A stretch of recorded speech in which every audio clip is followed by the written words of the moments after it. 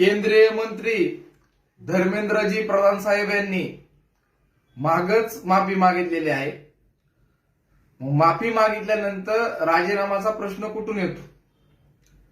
नेटची परीक्षा झाली, विद्यार्थी क्वालिफाय झाले. आमच्या बारामतीमधील मुलगी कुदळे नावाची, ती मुलींमध्ये सगळ्यात पहिल्या क्रमांकावर आलेली आहे.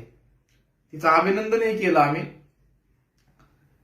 नेटच्या परीक्षामध्ये ज्यांनी काय कारनामे केले होते त्याच्यामध्ये आरोपींना अटकही झालेली आहे. सीबीआय चौकशीही चालू आहे. त्याच्यानंतर मोदी साहेबांबद्दल खालच्या पातळीवर बोलण्यात आलं. त्याचं समर्थन करणार आहात का तुम्ही?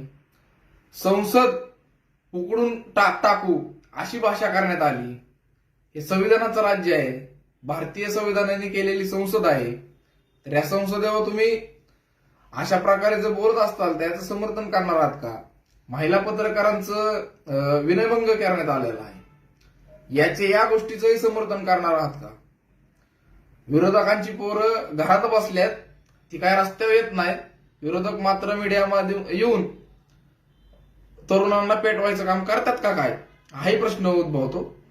आणि आत्ताच लेटेस्ट एक प्रश्न झालेला आहे की अनिलजी देशमुख साहेब यांच्या विरोधात विनयभंगाचा गुन्हा दाखल करणार आहात का?